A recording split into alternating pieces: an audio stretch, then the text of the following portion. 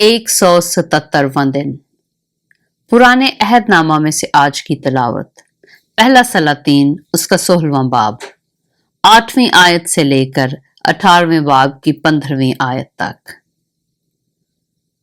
और शाह यहूदा आसा के 26वें साल से बादशाह का बेटा एला तिर्जा में बनी इसराइल पर सल्तनत करने लगा और उसने 2 बरस सल्तनत की।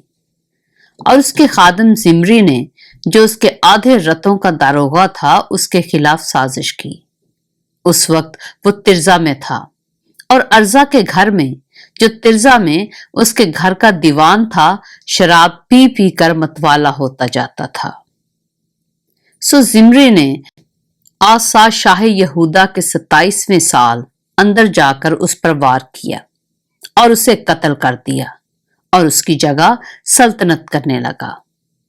और जब वो बादशाही करने लगा तो तख्त पर बैठते ही उसने बादशाह के सारे घराने को कत्ल किया और ना तो उसके रिश्तेदारों का और ना उसके दोस्तों का कोई लड़का बाकी छोड़ा।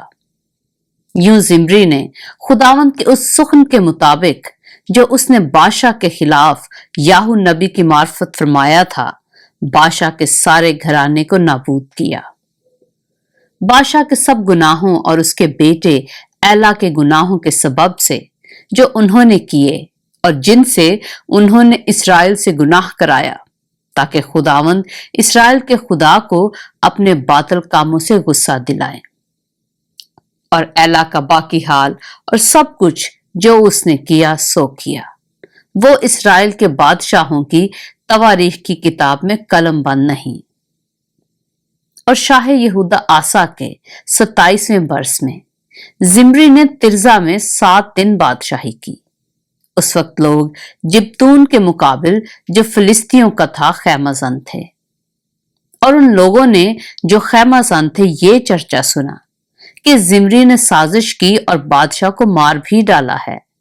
इसलिए सारे इसराइल ने उमरी को जो लश्कर का सरदार था उस दिन लश्करगाह में इसराइल का बादशाह बनाया। तब उमरी और उसके साथ सारा इसराइल जिब्तून से रवाना हुआ और उन्होंने तिर्जा का मुहासरा कर लिया। और ऐसा हुआ कि जब जिम्री ने देखा कि शहर सर हो गया तो शाही महल के मुहकम हिस्सा में जाकर शाही महल में आग लगा दी और जल मरा अपने उन गुनाहों के सबब से जो उसने किए कि खुदावंद की नजर में बदी की और यरबाम की राह और उसके गुनाह की रवश इख्तियार की जो उसने किया ताकि इसराइल से गुनाह कराए। और जिम्री का बाकी हाल और जो बगावत उसने की वो इसराइल के बादशाहों की तवारीख की किताब में कलम बंद नहीं। उस वक्त इसराइली 2 फरीक हो गए। आधे आदमी जीनत के बेटे तिब्नी के पैरों हो गए ताकि उसे बादशाह बनाए और आधे उमरी के पैरों थे। पर जो उमरी के पैरों थे उन पर जो जीनत के बेटे तिब्नी के पैरों थे गालिब आए। सो तिब्नी मर गया और उमरी बादशाह हुआ। शाह यहूदा आसा के 31वें साल से उमरी इसराइल पर सल्तनत करने लगा। उसने 12 बरस सल्तनत की।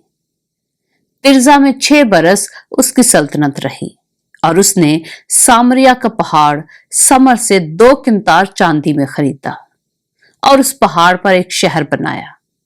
और उस शहर का नाम जो उसने बनाया था पहाड़ के मालिक सिमर के नाम पर सामरिया रखा। और उमरी ने खुदावंद की नजर में बदी की और उन सब से जो उससे पहले हुए बदतर काम किए क्योंकि उसने नबात के बेटे यरबाम की सब राहें और उसके गुनाहों की रवश इख्तियार की जिनसे उसने इसराइल से गुनाह कराया ताकि वो खुदावंद इसराइल के खुदा को अपने बातिल कामों से गुस्सा दिलाएं। और उमरी के बाकी काम जो उसने किए और उसका जोर जो उसने दिखाया सो क्या वो इसराइल के बादशाहों की तवारीख की किताब में कलमबंद नहीं। सो उमरी अपने बाप दादा के साथ सो गया और सामरिया में दफन हुआ और उसका बेटा अखयाब उसकी जगह बादशाह हुआ। और शाह यहूदा आसा के 38वें साल से उमरी का बेटा अखयाब इसराइल पर सल्तनत करने लगा। और उमरी के बेटे अखयाब ने सामरिया में इसराइल पर 22 बरस सल्तनत की। और उमरी के बेटे अखयाब ने जितने उससे पहले हुए थे उन सबों से ज्यादा खुदावंद की नजर में बदी की। और गोया नबात के बेटे यरबआम के गुनाहों की रवश इख्तियार करना उसके लिए एक हल्की सी बात थी। सो उसने सैदानियों के बादशाह इत्बाल की बेटी इजबेल से ब्याह किया और जाकर बाल की परस्तिश करने और उसे सजदा करने लगा। और बाल के मंदिर में जिसे उसने सामरिया में बनाया था बाल के लिए एक मज़बा तैयार किया। और अखयाब ने यह सीरत बनाई। और अखयाब ने इसराइल के सब बादशाहों से ज्यादा जो उससे पहले हुए थे खुदावंद इसराइल के खुदा को गुस्सा दिलाने के काम किए। उसके अय्याम में बैत एली हिएल ने यरीहो को तामीर किया। जब उसने उसकी बुनियाद डाली तो उसका पहलौठा बेटा इब्राम मरा।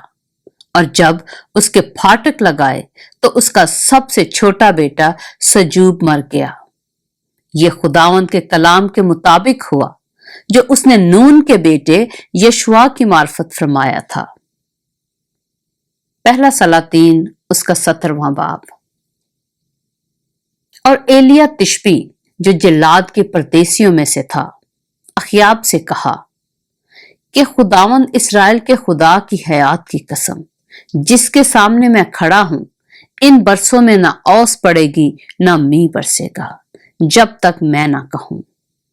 और खुदावंद का ये कलाम उस पर नाजिल हुआ कि यहां से चल दे और मशरक की तरफ अपना रुख कर और करीत के नाला के पास जो यरदन के सामने है जा छुप और तू उसी नाला में से पीना। और मैंने कौवों को हुक्म किया है कि वो तेरी परवरिश करें। सो उसने जाकर खुदावंद के कलाम के मुताबिक किया क्योंकि वो गया और करीब के नाला के पास जो यरदन के सामने है रहने लगा। और कौवे उसके लिए सुबह को रोटी और गोश्त और शाम को भी रोटी और गोश्त लाते थे और वो उस नाला में से पिया करता था। और कुछ अरसा के बाद वो नाला सूख गया इसलिए कि उस मुल्क में बारिश नहीं हुई थी। तब खुदावंद का ये कलाम उस पर नाजिल हुआ कि उठ और सैदा के सारपित को जा और वहीं रह। देख मैंने एक बेवा को वहां हुक्म दिया है कि तेरी परवरिश करे। सो वो उठकर सारपित को गया। और जब वो शहर के फाटक पर पहुंचा तो देखा कि एक बेवा वहां लकड़ियां चुन रही है। सो उसने उसे पुकार कर कहा जरा मुझे थोड़ा सा पानी किसी बर्तन में ला दे कि मैं पीऊं। और जब वो लेने चली तो उसने पुकार कर कहा जरा अपने हाथ में एक टुकड़ा रोटी मेरे वास्ते लेती आना। उसने कहा खुदावंद तेरे खुदा की हयात की कसम मेरे हां रोटी नहीं सिर्फ मुट्ठी भर आटा एक मटके में और थोड़ा सा तेल एक कुप्पी में है।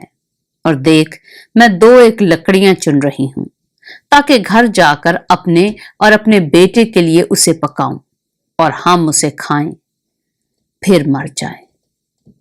और एलिया ने उससे कहा मत डर जा और जैसा कहती है कर पर पहले मेरे लिए एक टिकिया उसमें से बनाकर मेरे पास ले आ।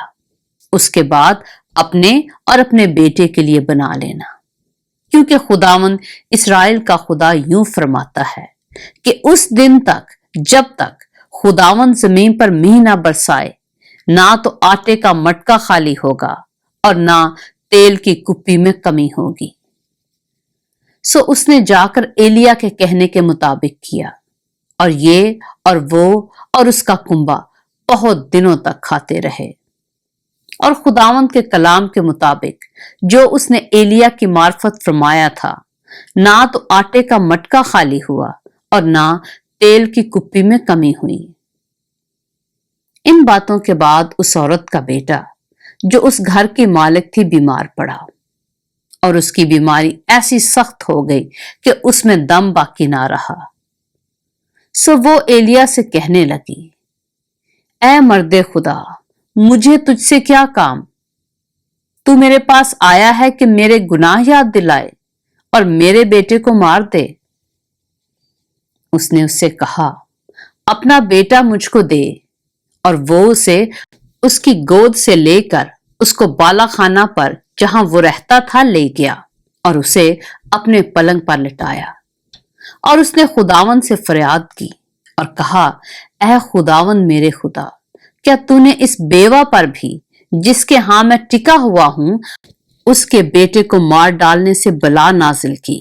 اور اس نے اپنے آپ کو 3 بار اس لڑکے پر پسار کر خداوند سے فریاد کی اور کہا، اے خداوند میرے خدا، میں تیری منت کرتا ہوں کہ اس لڑکے کی جان اس میں پھر آ جائے۔ اور خداوند نے ایلیا کی فریاد سنی اور لڑکے کی جان اس میں پھر آ گئی اور وہ جی اٹھا۔ تب ایلیا اس لڑکے کو اٹھا کر بالا خانہ پر سے نیچے گھر کے اندر لے گیا اور اسے اس کی ماں کے سپرد کیا۔ اور ایلیا نے کہا، دیکھ، تیرا بیٹا جیتا ہے۔ تب اس عورت نے ایلیا سے کہا، اب میں جان گئی کہ تو مرد خدا ہے اور خداوند کا جو کلام تیرے منہ میں ہے وہ حق ہے۔ پہلا سلاطین اس کا 18واں باب۔ اور بہت دنوں کے بعد ایسا ہوا کہ خداوند کا یہ کلام 30 سال ایلیا پر نازل ہوا کہ جا کر اخیاب سے مل اور میں زمین پر می برساؤں گا۔ سو ایلیا اخیاب سے ملنے کو چلا اور سامریا میں سخت کال تھا۔ اور اخیاب نے عبدیہ کو جو اس کے گھر کا دیوان تھا طلب کیا، اور عبدیہ خداوند سے بہت ڈرتا تھا، کیونکہ جب ایزبل نے خداوند کے نبیوں کو قتل کیا تو عبدیہ نے 100 نبیوں کو لے کر 50 کر کے ان کو ایک غار میں چھپا دیا اور روٹی اور پانی سے ان کو پالتا رہا۔ سو اخیاب نے عبدیہ سے کہا، ملک میں گشت کرتا ہوا پانی کے سب چشموں اور سب نالوں پر جا، شاید ہم کو کہیں گھاس مل جائے جس سے ہم گھوڑوں اور خچروں کو جیتا بچا لیں، تاکہ ہمارے سب چوپائے ضائع نہ ہوں۔ سو انہوں نے اس پورے ملک میں گشت کرنے کے لیے اسے آپس میں تقسیم کر لیا۔ اخیاب اکیلا ایک طرف چلا اور عبدیہ اکیلا دوسری طرف گیا۔ اور عبدیہ راستہ ہی میں تھا کہ ایلیا اسے ملا۔ وہ اسے پہچان کر منہ کے بل گرا اور کہنے لگا، اے میرے مالک ایلیا، کیا تو ہے؟ اس نے اسے جواب دیا، میں ہی ہوں، جا اپنے مالک کو بتا دے کہ ایلیا حاضر ہے۔ اس نے کہا، مجھ سے کیا گناہ ہوا ہے جو تو اپنے خادم کو اخیاب کے ہاتھ میں حوالہ کرنا چاہتا ہے تاکہ وہ مجھے قتل کرے؟ خداوند تیرے خدا کی حیات کی قسم کہ ایسی کوئی قوم یا سلطنت نہیں جہاں میرے مالک نے تیری تلاش کے لیے نہ بھیجا ہو۔ اور جب انہوں نے کہا کہ وہ یہاں نہیں تو اس نے اس سلطنت اور قوم سے قسم لی کہ تو ان کو نہیں ملا ہے، اور اب تو کہتا ہے کہ جا کر اپنے مالک کو خبر کر دے کہ ایلیا حاضر ہے۔ اور ایسا ہوگا کہ جب میں تیرے پاس سے چلا جاؤں گا تو خداوند کی روح تجھ کو نہ جانے کہاں لے جائے، اور میں جا کر اخیاب کو خبر دوں اور تو اس کو کہیں مل نہ سکے تو وہ مجھ کو قتل کر دے گا۔ لیکن میں تیرا خادم لڑک پن سے خداوند سے ڈرتا رہا ہوں۔